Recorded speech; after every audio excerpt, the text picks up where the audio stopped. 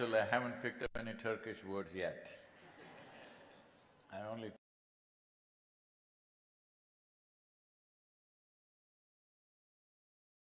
Well, just to put this in context, the chant is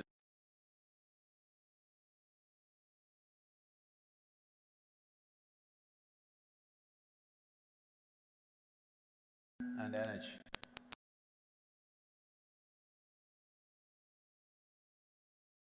Rolling away?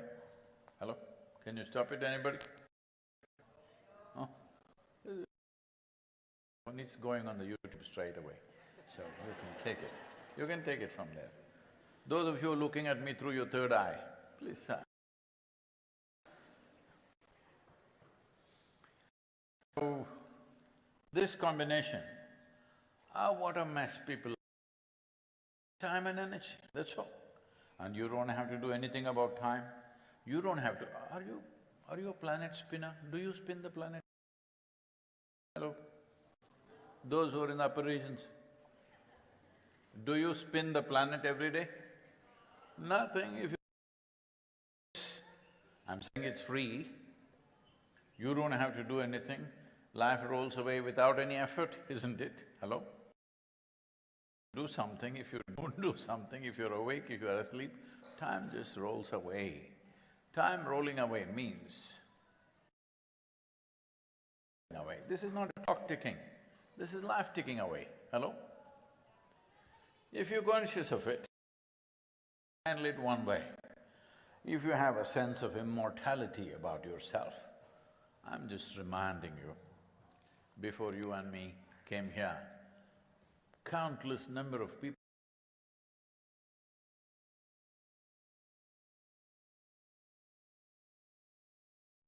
soil, unless your friends choose to bury you real deep.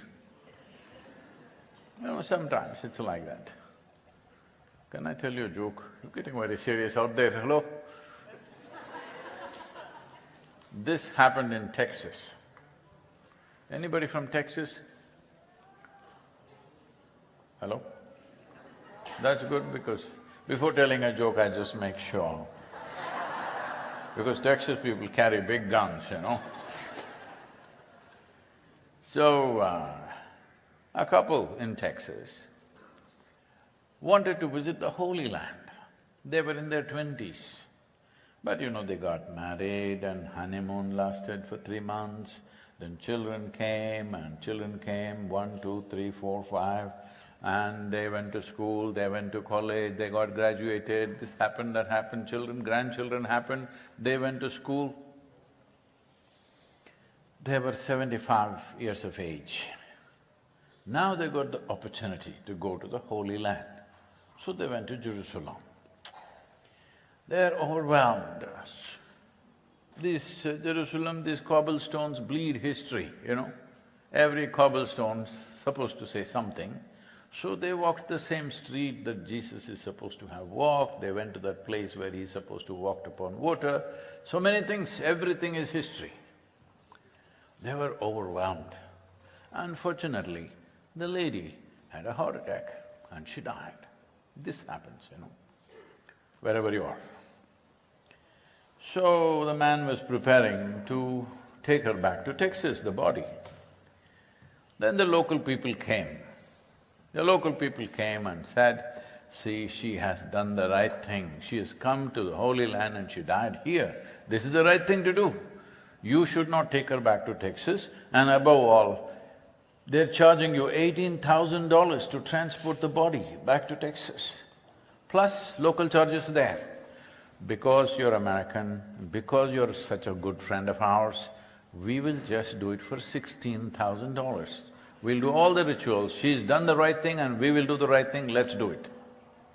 The man thought about it and said, no, I'm taking her back to Texas. They said, oh, you're too distressed, you know. After so many years of marriage, you lost your wife, you're distressed, you're not able to think straight. We will further give you discount because you're from Texas. $12,000, let's do it. The man thought about it and said, I will take her back to Texas.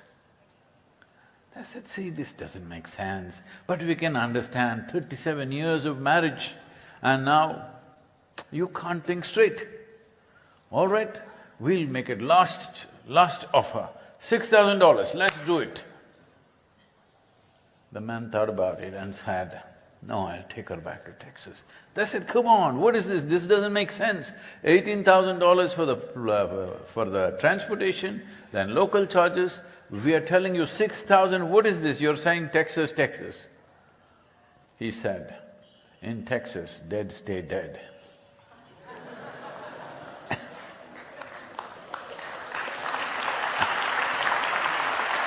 Now,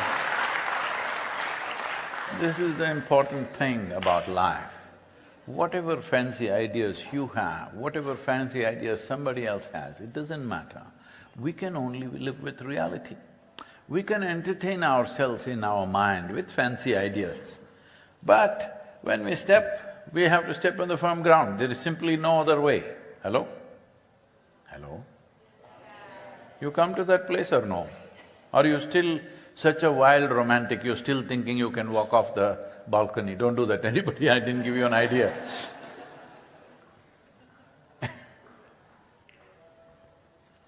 Now, the simple process of being happy, peaceful, has become such a complicated process. Simply, just to be joyful, just to be peaceful. And above all, when you were 4 or 5 years of age, you were joyful by yourself, you're bouncing with joy, isn't it? Somebody had to make you unhappy. Now somebody has to make you happy. Look at the equation, how it got reversed. Why did this happen? There are many aspects to it. The simplest thing is this. Can I tell you a story about Istanbul long time ago? At that time it was called Constantinople and it was on the Silk Route. So, many stories from India. India is a country where there is a story inside a story, inside a story, inside a story, inside a story. So some of those stories kept floating across the Bosphorus and reaching you people here. So many people excited about many things. Somebody said, trees of gold grow there and the fruits are diamonds. You heard the stories. So everybody started going towards India. All those people who got lost in the oceans from Europe, all were wanting to go to India. One guy made a mistake and ended up in America, You know the story. Everybody wanting to go, why? Because stories and stories. One of wealth and immeasurable sense of prosperity, another of mysticism and wonder and magical ways of living. So somebody here got very excited about mysticism and magical ways of living, how there are many people in India, they can take their head and keep it next to them and sit here, various things. And how there are people who have lived their entire life without a moment of anxiety or angst or anger, simply blissed out all the time, these kind of stories. So this got somebody excited here and he went all the way to India. Those days walking, here and there in the mountains, a little bit of donkey ride. Reached India and somebody told him, we must go to South India. Psst. India itself is far walking. Southern India, more. He walked all the way down and somebody guided him. See, if you go up this mountain like this, like that, this is the landmark. If you go there, there's a little cave. In that there is one yogi. He's the right man for you. How a man made the journey. He went there and as they had said, in front of a cave, a yogi was sitting, simply blissed out. Hello? Are you getting serious? What's the problem? I want to tell you this, the only reason why the whole population has not naturally realized the fundamental truths about life is, They are dead serious about their life.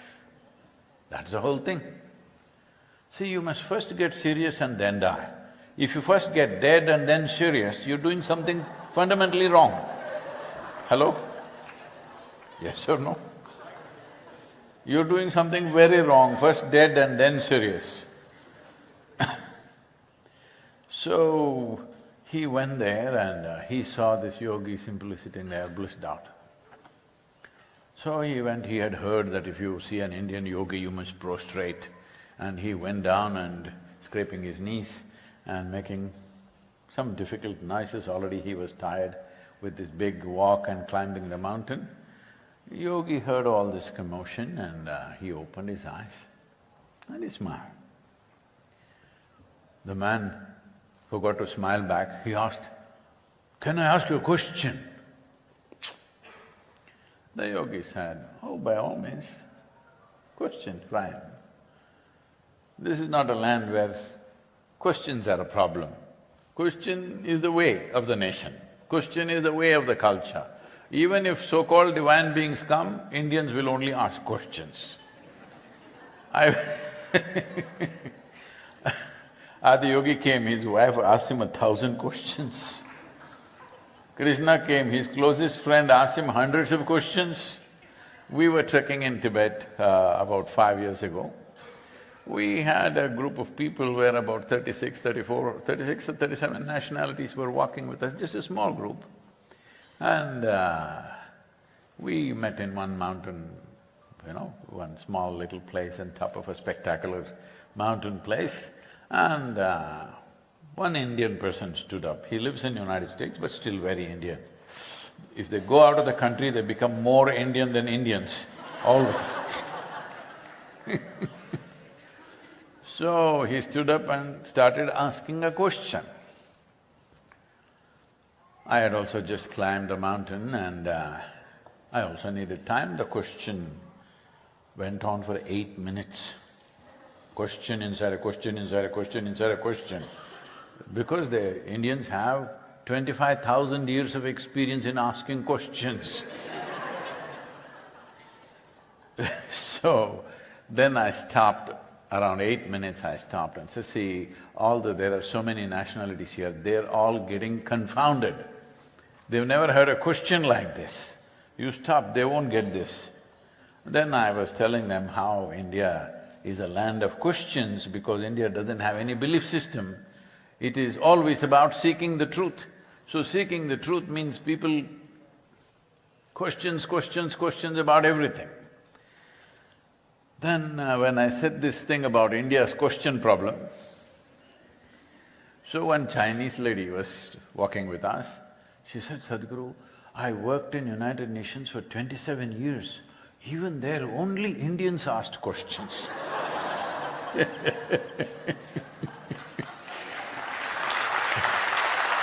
So, a man just arrives, he would not even say hello, nor a smile, says, "I have a question, can I ask you?" It's normal. All right, question. So then the man from Istanbul asks, "What is life?" He's over 60 years of age already. He says, "What is life?" See, what is life you should have asked when you were 8.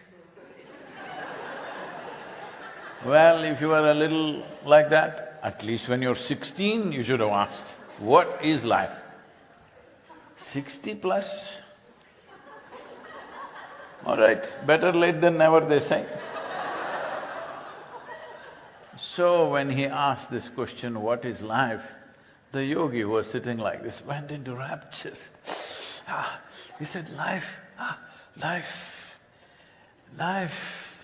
is like the fragrance of jasmine upon gentle spring breeze. What? Fragrance of jasmine upon gentle spring breeze, that's life? Our teacher told us, life is like a thorn. If you step on it, it hurts. If you lie on it, it hurts. If you sit on it, it hurts. Whatever the hell you do, it hurts. And if you try to take it out, it hurts. and you're saying life is like the fragrance of a jasmine upon gentle spring breeze, what is this? Then the yogi smiled and said, that is his life. So I want you to understand, your life, the way it is right now, is your choice. This is the significance of being human. How you are right now is your choice. What you have, where you are, may not be your choice. Hello? May not always be your choice. But how you are right now is your choice. You must exercise this choice, isn't it? Hello? Hello?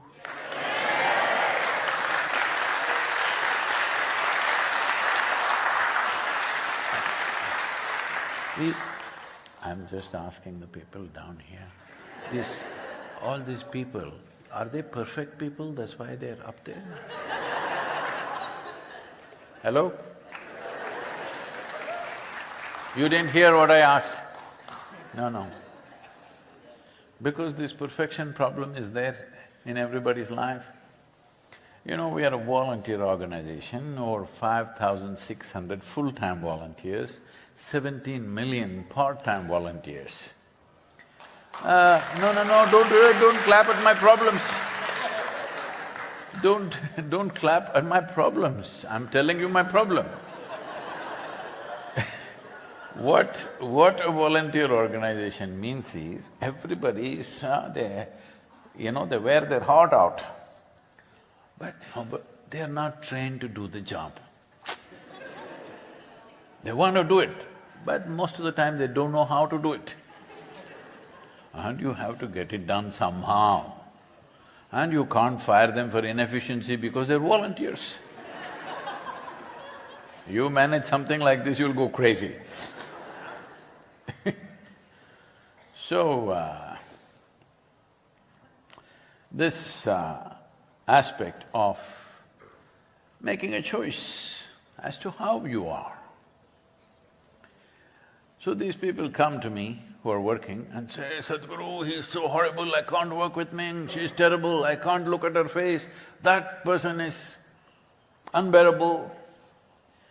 I say, see, in this world, there are only horrible people like this one, that one, that one, that one, only horrible people. But if you know, if you have realized what you're doing is very significant, you have to work with all these horrible people. If you want to work with perfect people, you must go to heaven and today. Hello? You must make your choices, isn't it? And they're also clapping.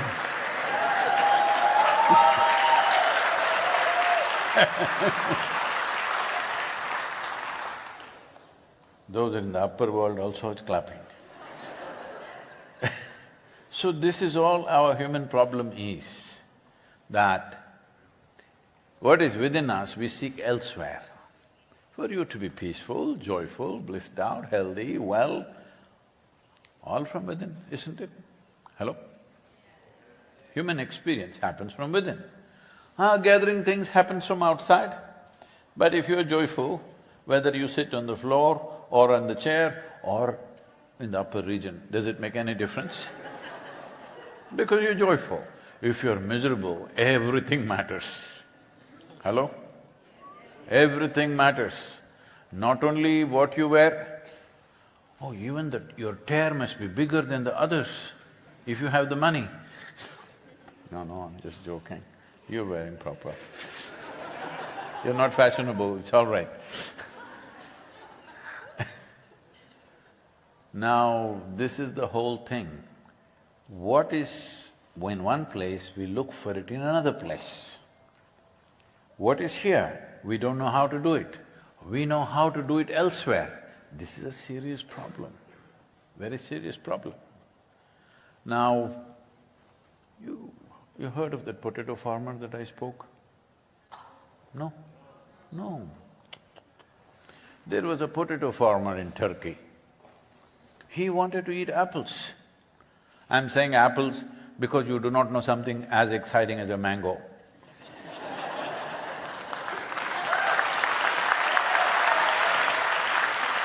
Because how can I talk about apples in the month of April? Huh? Say, I'm stuck here in Istanbul in the month of April. This is the time in India, there's only one religion, mango.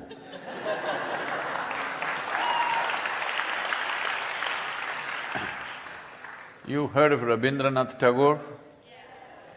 Rabindranath Tagore was a great poet and he is also a Nobel laureate. So he was asked one day how old he was, and he said 1 year less than what he was on that day. So his friend who was next to him, he said, "Hey, why are you saying 1 year less than what is your age?" He said, "That 1 year, during the mango season, I was in London. I don't count that as life."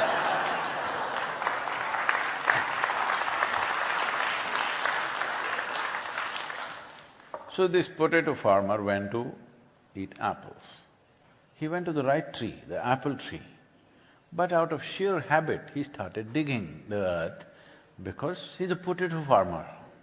He was looking for apples though. He found no apples there, he became furious. So he dug furiously and slowly the tree came down upon him. Well, this is the state of humanity right now. In search of human happiness and well-being, we are digging the planet through and through. Hello? Turning it upside down, doing all kinds of crazy things. This is not by some evil design. There is no evil design. There is no somebody sitting somewhere and thinking how to destroy the planet. There is no such thing. It's just you and me. Hello? It doesn't matter what is the nature of your activity, whether you eat or not, whether you breathe or not, I'm giving you all the options. But still, one way or the other, all of us are partners in this destruction, yes or no? The only way is all of us become partners in the solution, there is simply no other way. So, what is the state of the soil? Why is even soil an issue? I was in London and this one lady journalist comes to me and says, "Sadhguru, of all the things, why something so unromantic as soil? Why did you pick this up? You could have picked up something else. Maybe a cloud in the sky, maybe the moon, maybe something else." So, now soil, because we need to understand this. Nearly 1 billion years ago, this is not a story, this is science, okay? Nearly 1 billion years ago, a very smart fungi or an algae, we don't know which one. Do you know whether it was a cave man or a cave woman who first cooked the food with fire? You don't know? You don't know. Generally they say it's a caveman. No, I'm just saying what they say. I'm not picking a fight with you now. Oh, I was the one who sets fire in the house. So we don't know whether it's an algae or a fungi. One very smart algae or fungi learned how to cook its food with the perpetual energy of the sun. This phenomena today we call as photosynthesis. Before the phenomena of photosynthesis started on this planet by this fungi or algae, the oxygen content in the planet's atmosphere was only 1% or a little over 1%. Today it's 21%. Because it's 21%, you and me are breathing, you and me have even become possible to exist, and many other complex lives have become possible to exist, and even with a mask on you can breathe. Yes. So this whole process of life happening here is… there are many aspects to this, but just breath. Because in human life, whether somebody is alive or dead, how do we check? This is not there, gone, yes or no? So considering that context, this wouldn't be there if this photosynthesis was not happening. Now, in the last 1,000 years, the volume of photosynthesis that has disappeared from this planet is 85%. 85% of the photosynthesis is gone. It's not happening because nearly 70% of the land is plowed and maybe there is some photosynthesis for 2 or 3 months, rest of the time there isn't. Another 4.2% of the land is urban land which is largely paved. Plowed land and paved lands, there is no photosynthesis. If you don't understand what I'm talking about, maybe we don't have a picture of this planet from about 1,000 years ago, we definitely don't have. Even 100 years ago, I doubt if it is there, but definitely 50 years ago, there are pictures. Just see 50 years ago, how much green cover was there on the planet, how much is there today? 67% of the vertebrate life has disappeared from the planet. 92% of the freshwater aquatic life is disappeared from the planet. 80% of the biomass insects are gone. What is our plan, really? What is our plan? I hear a child's voice. What is our plan? What is our plan for our children? Are we stupid? Are we crazy? What are we? We say, oh, no, that industry, this politician is corrupt, that politician corrupt. This is the nonsense everybody's talking. When most of the countries in the world are democratic and individual citizens, if they don't stand up, somebody else is going to fix it. What I have seen in these 2 years, continuously traveling and talking to thousands of people, all the top scientists in the world, bureaucrats, agriculture ministries in various countries, political leaders, I realized everybody knows the problem and they know how serious it is. And generally they also know what is the direction of the solution. Then I thought, what is this? Everybody knows the problem, everybody knows the solution, why? Then I realized they have all been waiting for an idiot to come and bell the cat. Right. Because in everybody's mind, somebody else should do it. I'm just telling you, there is nobody else here. There is nobody else here but you and me. Hello? You think somebody else is going to come and do it from somewhere? There is nobody else. Either we do it and be that generation which turn back from the brink of a disaster, or be that kind of generation which walks into a disaster and then cries over it. See, when I say walking into a disaster and crying over it, just tell me, in the last 100 years, how many wars have we fought as human beings? Don't think in terms of nations, race, religion. As human beings, how many wars have we fought? You don't even count, isn't it? Hello? Nobody here in this hall I know do not know how many wars have been fought, because you think it's natural. Now when it happens in front of our home, oh, we are very upset. Because we have this habit of walking into a disaster, then crying about it. No, I want this generation to be that generation which walked away from a disaster, not walked into a disaster. Are you that one, I'm asking you?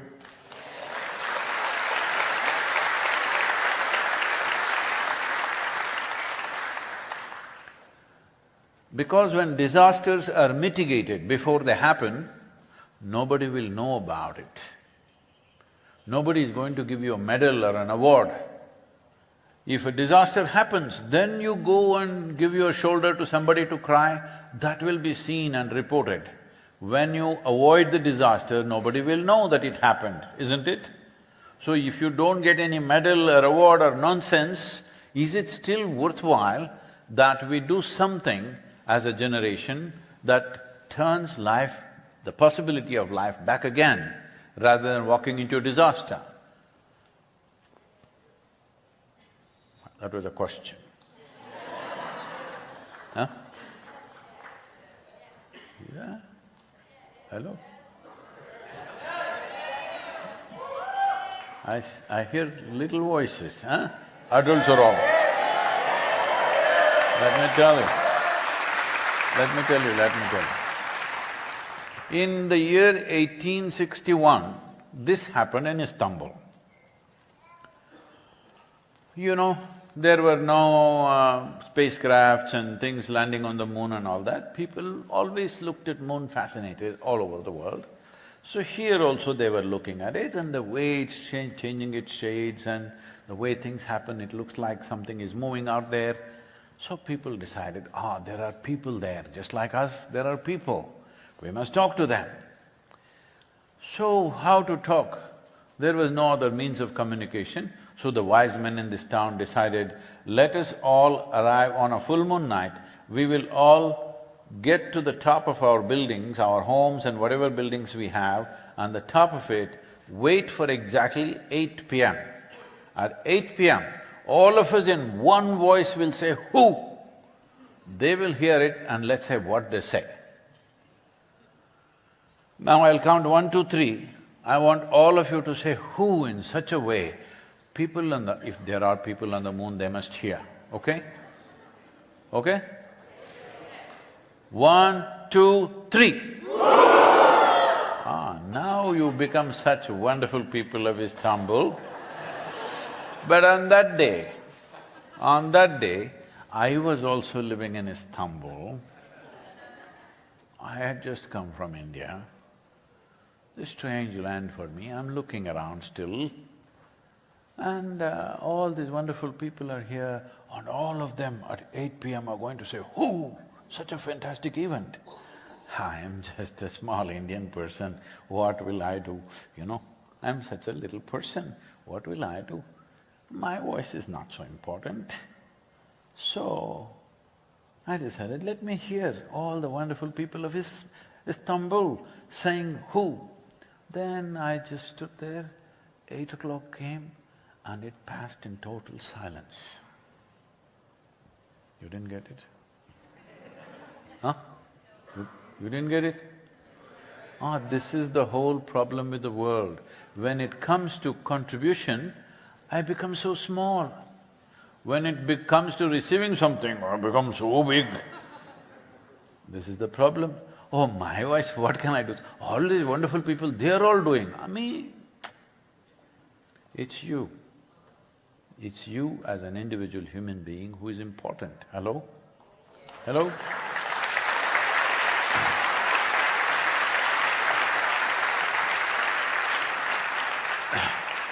This is not a fight, this is not an agitation, this is not a protest.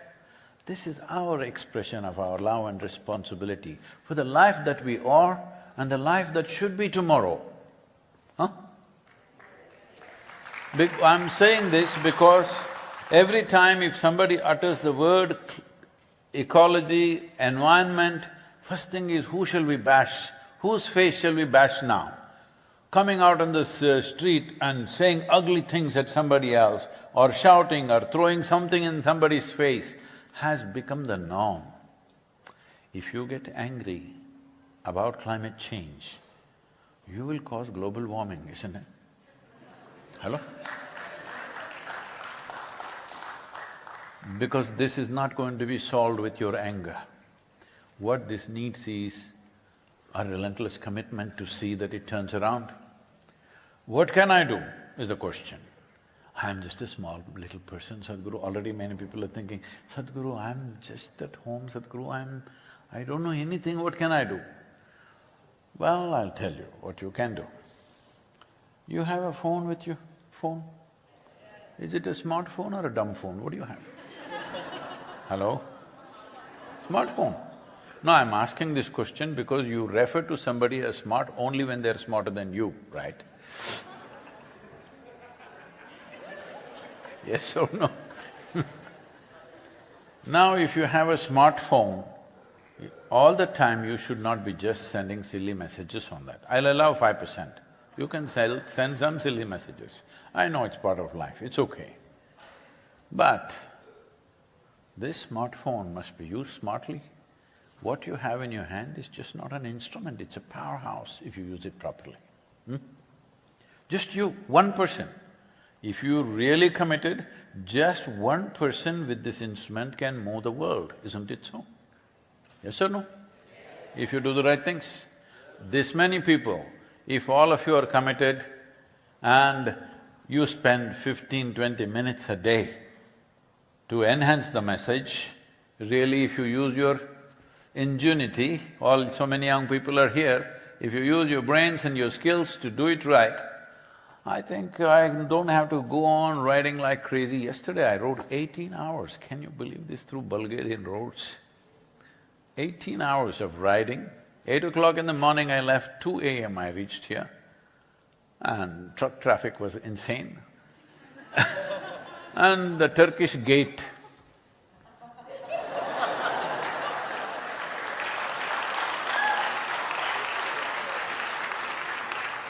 I didn't say anything, okay? When something is beyond you, you just bow down. What to do? So all that we reach at 2 a.m. in the morning. And I'm saying this, if you tell me now that you will make sure that the voice of Istanbul will reverberate across the world as a concern for soil, then I can just settle down here for some time.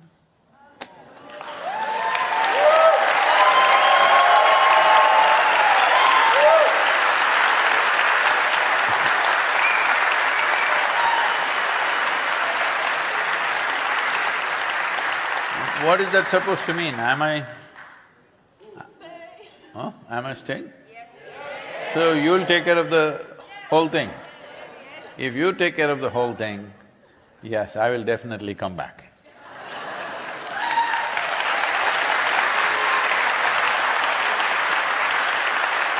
But I must hear the voice of Istanbul wherever I go. People, oh, the people of Istanbul are on fire about soil. If I hear that everywhere I go, I'm definitely coming back, all right?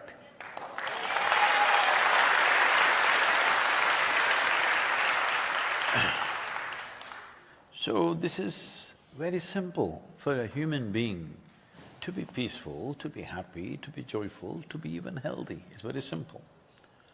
People are asking me, Sadhguru, from India, even my family, what has happened to you? You're just… we're seeing the videos, what has happened to you? What will you do to yourself? At this age… I was in Bucharest, the media person, I rode about 9.5 hours on that day and walked straight into a television interview. He said, how do you do it at this age? You just rode nearly 10 hours and you come straight into the interview and you speak for 1.5 hours on the television just like that. How do you do this at this age? I said, see, I live so intensely, I never had the time to get old. You need time, right, to get… You need a lot of time to get old, isn't it so? Hello? If you don't have the time, I've been asking for extra time, I've been requisitioning in every direction, 360 degrees, because I don't know where the authorities are, that I need another 4 hours in a day. I need 28 hours. No response. Only 24 hours. And since you and me came here, all of us are 2 hours closer to our graves. Yes or no? So this is our time. This is our time on the planet. Hello? We are not going to be here forever. This is our time on the planet. What kind of people are we? Are we those people who will destroy everything and put our children there and watch the fun? Are we that kind of people, I'm asking? The UN FAO is saying, the food that we are eating today and the soil that we are consuming today does not even belong to these little children. It belongs to the unborn child. See, when we say unborn child, what we are referring to is the most defenseless life, nothing in his or her hands. He's not even him or her yet. Unborn child, eating up the food of the unborn child, so helpless. Suppose a child, 4 or 5-year-old child is walking on the street enjoying an ice cream, you grabbed it and ate it up. People will say, what kind are you? Hello? Isn't it? not fit to be a human being. Yes or no? But if you're eating up the food of the unborn child, this pains me. Will you relive this for me? Hello?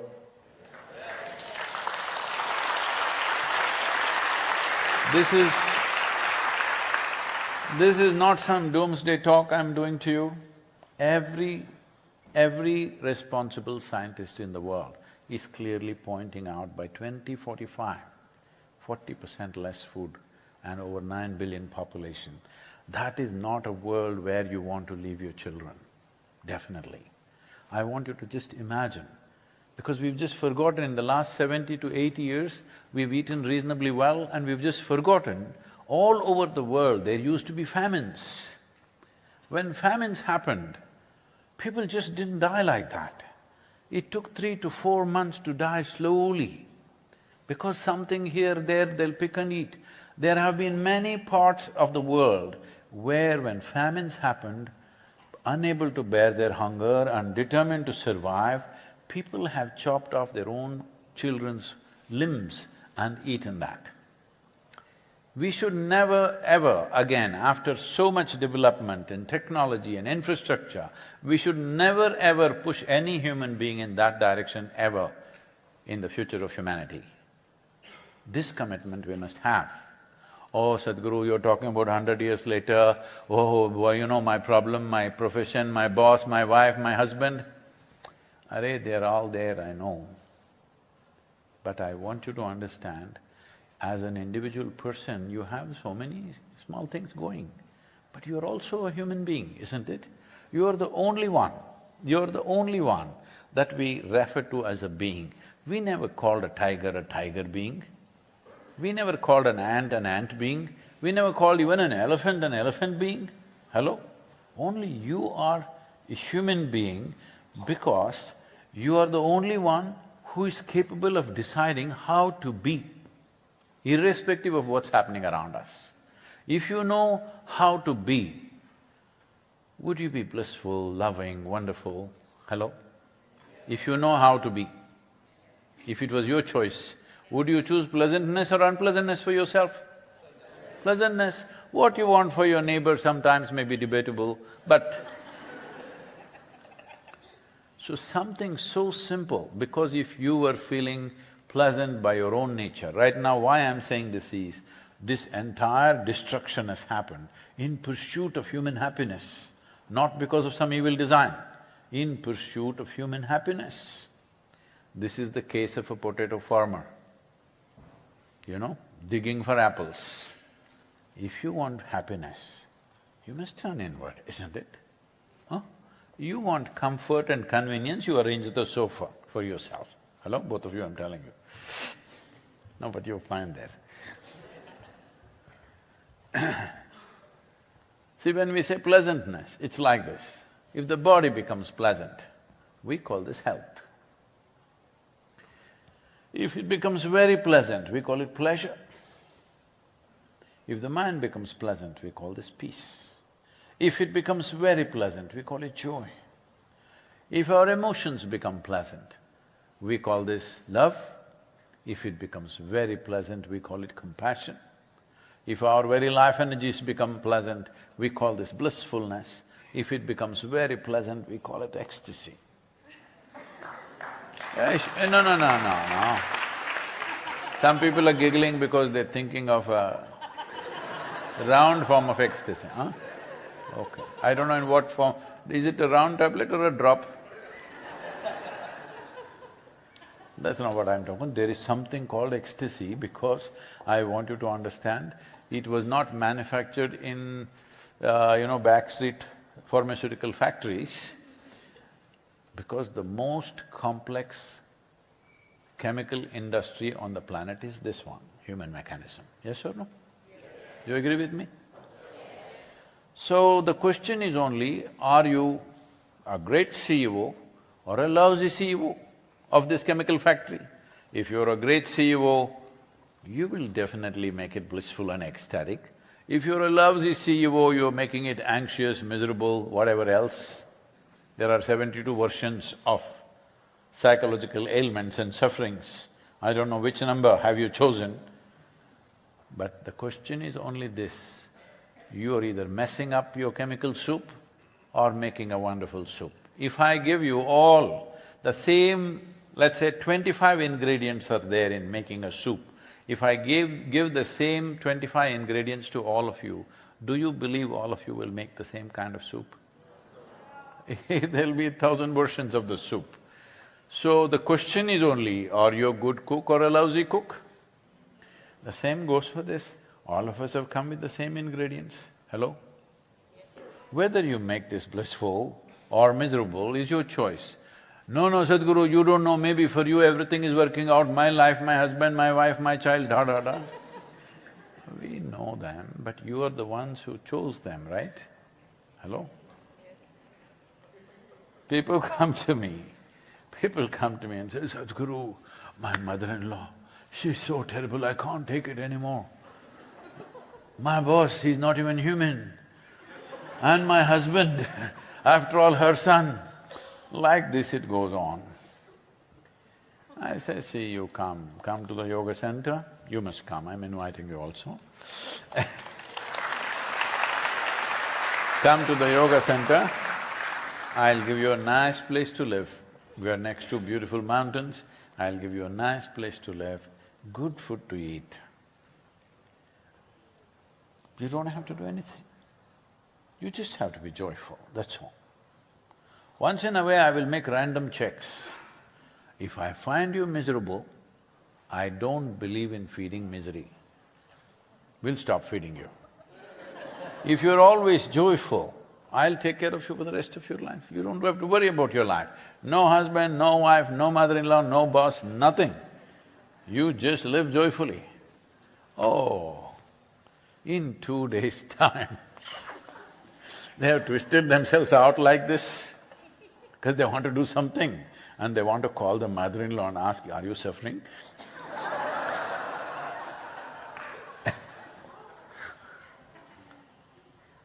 I'm saying, if you are with me and you're suffering, you can say, it's because of me. If you're sitting alone and you're suffering, obviously you're in bad company, isn't it? Huh? If you don't fix this company, it doesn't matter, in this hall everybody is blissed out, but you are miserable. Does it help, I'm asking? Does it help being in blissful company? Does it help being in blissful company if you are miserable? No. Because your experience is the only thing you know. You don't know what's happening with them. You never know, isn't it? The only thing you're capable of knowing is what happens within you. If you don't manage that, you will turn the world upside down in pursuit of our happiness. As a generation of people, never before in the history of humanity, any other generation knew these kind of comforts and conveniences that you are enjoying, yes or no? Never before. But are we any more joyful than what people were 100 years ago or 1,000 years ago? That means, at least if something is not working for 100 years, it's time to stop and look, isn't it? What are we doing? Because most of the damage to the soil has happened in the last 100 years. The damage that we had not caused in 10,000 years. For example, in southern India, there is a history of agriculture of over 12,000 years. Same land we've been farming, but we kept it rich and wonderful. In 40 to 45 years, we have turned it almost nearly a desert. This is because we got lots of science and no sense. Yes, we see, science is just an exploration. How we use it? We need sense to use it right. See, right now most of the cutting-edge science only goes into military hardware, isn't it? Hello? So the more scientific we get, the more efficient ways of killing each other we will find. How sweet of us. Hello? We are finding, isn't it? People are advertising, they have a smart bomb that can go through your window and land in your house from 2 miles up in the air. I'm saying, isn't this the dumbest thing? That you go on using your intelligence to produce more and more stuff to kill more and more people, isn't it the dumbest thing to do? But somehow in the world we think that is smart. This needs to change the young people. I'm getting old, okay? You need to change this, because it's not going to change overnight. It may take 25 years or 50 years to change this. But if we don't strive, it'll only get worse. Hello? If we don't strive, it will only get worse. So, people are talking about this, I hope that never happens. They're talking about, suppose, some experiments were made, I don't know how far it's true, the stories are out. They can plant something in your phone. If you take it and keep it in your some kind of, I don't know whether it's laser or something else, shoots into your ear and you're dead. So, smartphone, very smart, isn't it? I'm saying if you start using technology and human competence in negative ways, our very competence has become a curse, isn't it? Right now, that's what it is. Our intelligence and our competence has become a curse because there is no heart full of love for life around you. That's the main problem. Hello? When you're bereft of love, your head is a dangerous damn thing. Yes or no? If you had the brain of an earthworm, you could do whatever you want. You would still be eco-friendly. The problem is you got this big brain, which is super capable. Once you have this big brain, you must fill this with lots of love and care for everything around you. Otherwise, this damn brain is going to be so destructive that people will think, why the hell do we have this? This happened 3 years ago in a southern Indian city called Hyderabad. You heard of this city? In Hyderabad city, there was a television anchor, a young woman, just about 32 or 33 years of… 32 years of age, I think. She… reasonably popular television anchor, she jumps off the 5th floor of her building and kills herself. She leaves a note. She says, because in India there is a issue that if a woman dies within 7 years of her marriage, first thing is her husband will be arrested, it doesn't matter. It doesn't matter what, first thing he'll be… before investigation, first thing he'll be arrested, and then investigation will happen. So she left a note, bold note that she wrote, "Nobody is responsible for my death, my brain is my enemy." I'm saying it took millions of years of evolution to get your brain to this level of capability, and now it's your enemy. This is the greatest thing we have. Hello? Yes. But this is your enemy. Well, she's an extreme case, but this is true for a whole lot of human beings, isn't it? Your own cerebral activity is freaking the hell out of you. You may think, I have anxiety, I have fear, I have depression, I have this, I have that. No, you have only one problem, that is, your intelligence is working against you, that's all you have. Yes or no? Yes. Now I'll ask you a question, everybody must choose an answer because I'm going to bless you along with that. Do you want your intelligence sharp or blunt? Oh? Yes, sir. We heard it. You want it sharp. So if I give you a very sharp knife, first thing is your hand must be steady. If your hand is like this, your intestines will be out. This is what is happening right now. Hello? You have an intelligence which is at a certain level of sharpness after millions of years of evolutionary work. Now you don't have a stable enough platform. If you don't create that, then your intelligence will always work against you. Why this problem is, this is not your fault, it's evolution,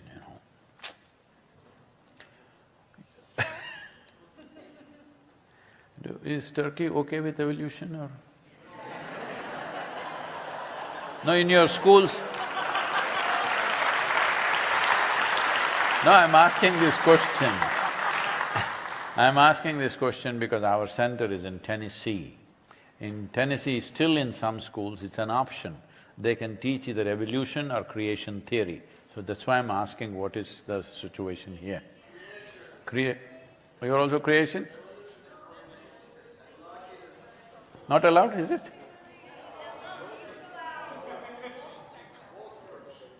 Okay, I am not getting into the politics of it.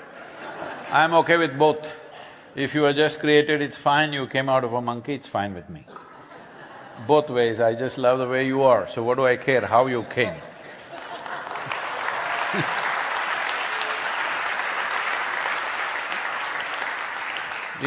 If you find somebody very wonderful and you love them, do you ask them, were you normal birth for your mother or were you C-section? Do you ask? No. So I won't ask you which one you are. You're wonderful, that's all that matters to me.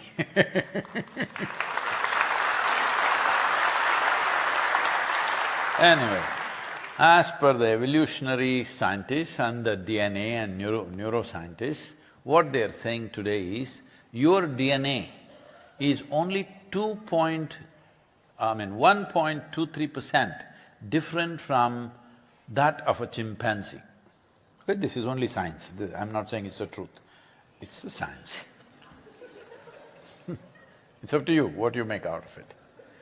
But the evolutionary science and the DNA's neurological science, genetic sciences say this, that your DNA is only 1.23% away from a chimpanzee. 1.23% is not much of a difference, isn't it? Not much of a difference, isn't it? Very close. So I'm saying physiologically, that is how close to a chimpanzee you are. But in terms of intelligence and awareness, you're worlds apart from a chimpanzee and it's your problem. You have an intelligence for which you don't have a stable enough platform. If you do not bring that stability into your physiology, into your chemical structure, into your energy structure, if you don't bring that, your intelligence is going to make a hell out of your life. Yes. So, as I told you, if the voice of Istanbul reverberates for soil across the world, I will be listening. If it does, I will come and initiate you personally into inner engineering process, how to stabilize this.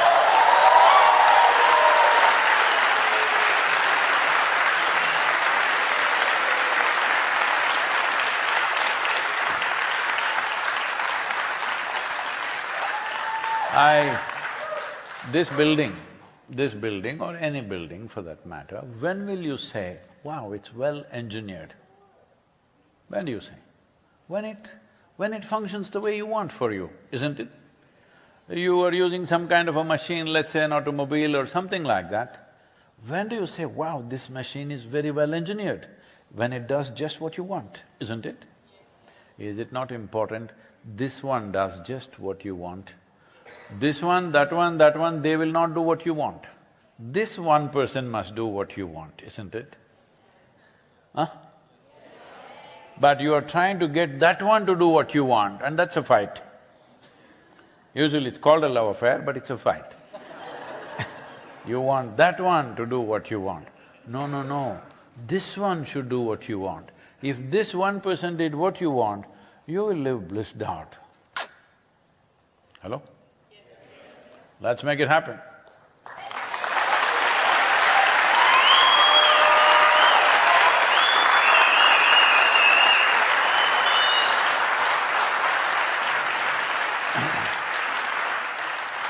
So, the journey, I don't know what happened technically, they broke it. Is it on? Is it possible? Because we were just entering Istanbul, you didn't see that. Is it possible? Don't play it yet, just tell me. Huh? What's he saying? Possible? From where they broke? From there… You come here, hello?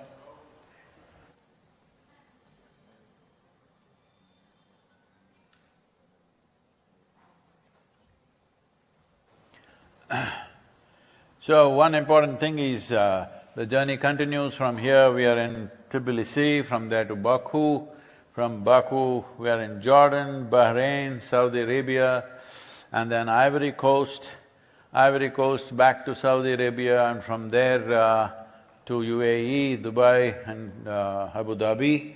From there we are in Switzerland for the Davos World Economic Forum. We're in Ivory Coast for the COP15, where 197 nations are gathering, and this time the theme is soil. This has taken a lot of work. I'm sorry, I didn't get the name, our representative from UNCCD, the Convention to Combat Desertification in Turkey is here. You want to say something? Is there a microphone? Is there a microphone, please? Thanks, sir. Oh, thank you. Thank you very much. Well, it's a great honor to meet you again here in Istanbul. After you, I really can't say anything, to be honest. But a little brief information about the convention. Just like you mentioned, UNCCD, the acronym just stands for United Nations Convention to Combat Desertification. 197 country parties will be together in Abidjan from 9 May to 20 May. So we will be there for 2 weeks, and yes, the country parties will discuss… I'm there only for 2 days. And the country parties will be there for 2 weeks and discuss our future, our soil, our planet. While we have a huge crowd over here, I just want to invite you at least try to get a sense of it in an online platform, because it will be also available on online platforms too.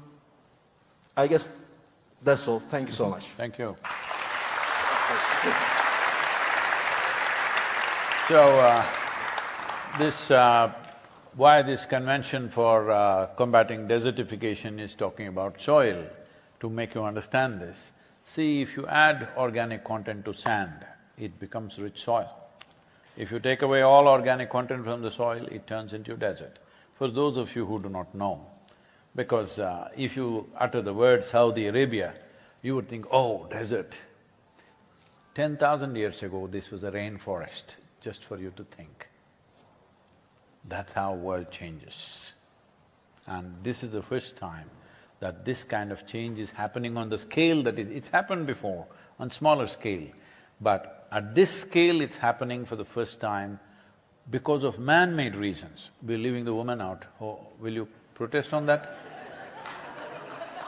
No. Okay, for man-made reasons, human beings are causing this for the first time. But there are other things happening. For example, see, everybody is talking about in the next whatever 30–40 years' time, the temperatures could go up 1.5 degrees to 2 degrees. If it goes up by 2 degrees, let's say, if the general temperature in the world goes up by 2 degrees, the wind speeds, this is something that's not been spoken by anybody, I know this very well from my inner experience and also my experience with the outside. The wind speeds in the world will pick up a minimum of 25 to 30 kilometers extra. Let's say when it's a cyclone or winds happening, whatever kind of winds come, I don't know how strong the winds are in Turkey. It should be very strong because you're in the line, you are in that line. So, if the wind speed, if it's let's say 100 kilometers is what you're getting the maximum wind speed, if the temperature raises by 2 degrees, easily it'll be 125 to 130 degrees.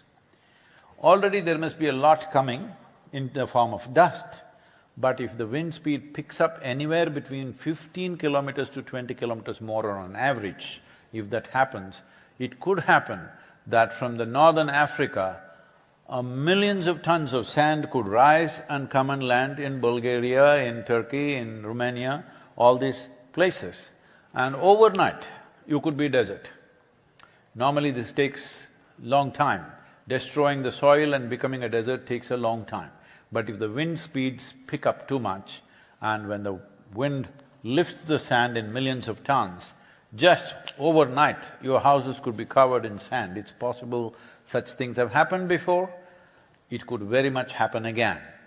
We are heading in that direction. For all this, the most important thing is, there has to be more photosynthesis on the planet. The only way photosynthesis happens is not by wearing a green shirt.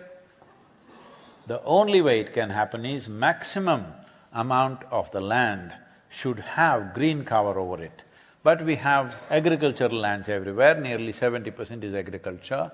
When we are not using the land for agriculture, compulsorily we must have a cover crop. This will greatly enhance the quality of the soil, and we don't have to get any yield from it, it can be put back into the soil.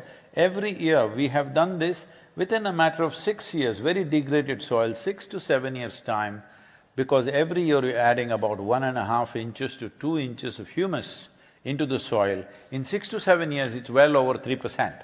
Every nation can do this, it doesn't cost much money, it doesn't need any great science, it's a simple commitment with which it can be done.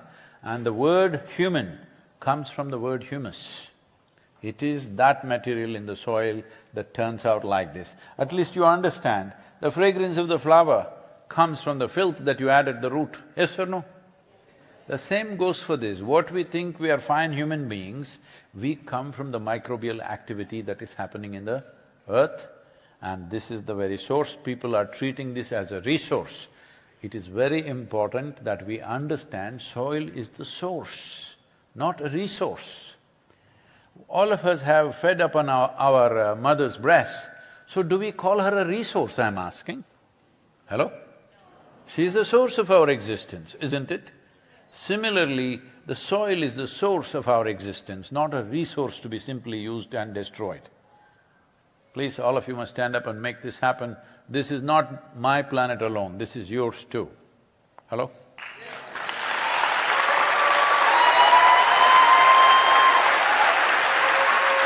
What planet is that?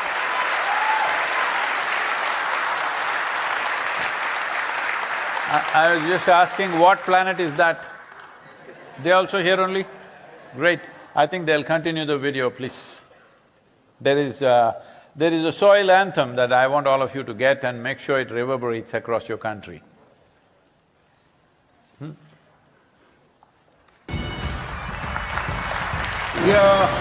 in Venice, what a city! I am a huge admirer of Rome because whoever did it, their sense of geometry is so fantastic. The former president of European Parliament, he is 100% with us, and FAO is our partners now. And we are very happy that we are aligned in our message to hide the profile of soils, and we believe that is very much needed.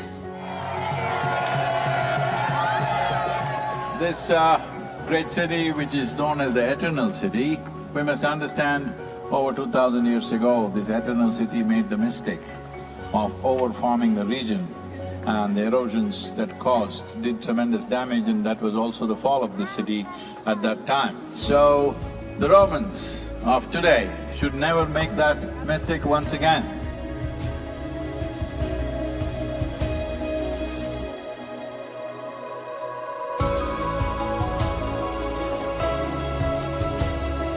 Here we are in Geneva.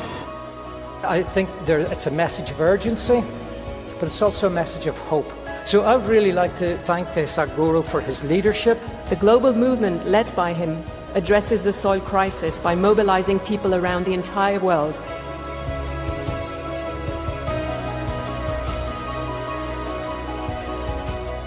This massive fountain in the Lake of Geneva is lit up for SaveSoil today. With SaveSoil colors of blue and green, you cannot stop this. The moment is on. It's going to be on till the policies are done. See, when people want it, it definitely will happen. There's no question about it. Tell me, will it happen? Yeah!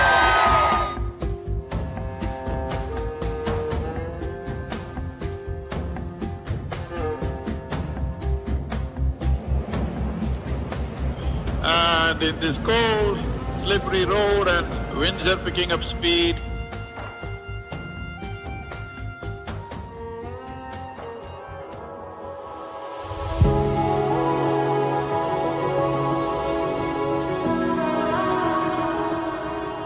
already have one action, which is an MOU to be signed between Isha Foundation and 4,000 Initiative Soils for Food Security and Climate for cooperation in achieving our objective of creating a healthier soil. So it's been a super impactful 2 days here, and just now we had our group of enthusiastic SaveSoil volunteers assemble near Eiffel Tower. It's fantastic. France has been great.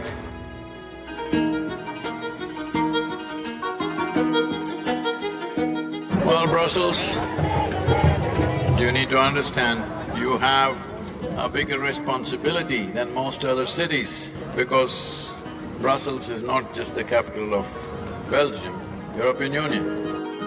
Let's put together and work on a common message for all to save a resource that determines our future. Save the soil. And then a smashing evening at the main event in a hall full of over 2,000 people and a super enthusiastic crowd committing themselves to make this happen. SaveSoil on the move. Let's make it happen.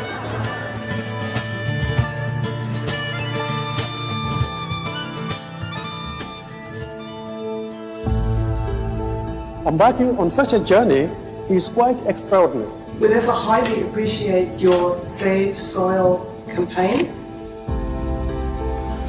SaveSoil, let's make it happen.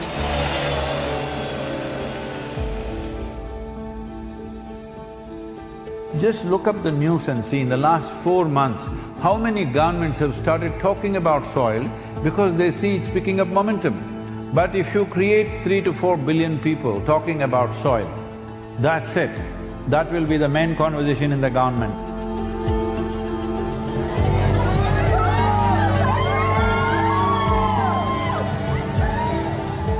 The Education Ministry in Germany has now come into the picture officially and asked all the children to do artwork to support SaveSoil movement. Good, Arjun, wonderful. Congratulations that you wrote to the Prime Minister. Let's make it happen! So, on the way to Bratislava, well, the road surface is not great, too many puddles of water, so can't maintain very high speed. It's great that all of you are here in Bratislava. Nobody ever imagined 100 years ago that we will have to save soil of all the things. Thank you for coming to Slovakia. It's wonderful, and I'm very happy that with your campaign. Would you like to come in the kitchen and cook with me a little bit? Why not? Without soil being rich, food won't be rich. Without food being rich, our bodies will not be a full potential.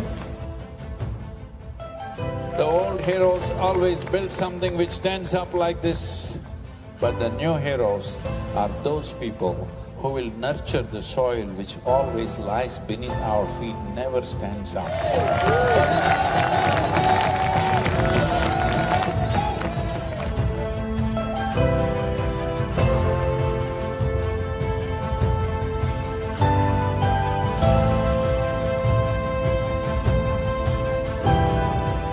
Oh, this wonderful city of Belgrade, the UNFAO said something which really deeply hurt me, is the soil that we are consuming right now belongs not even to these little children, belongs to the unborn child. This is an expression of our love and responsibility for our own lives and the future lives.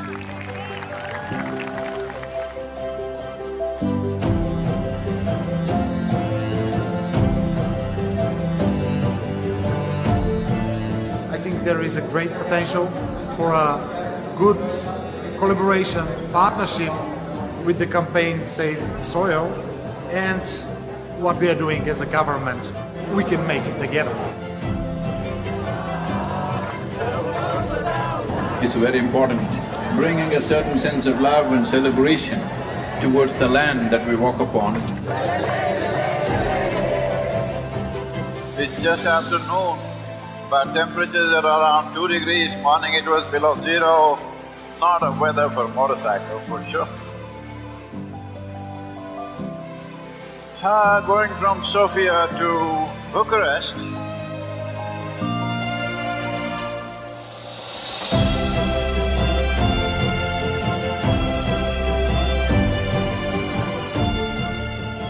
organize yourselves whichever way you want, form groups, come together somehow and see this happens.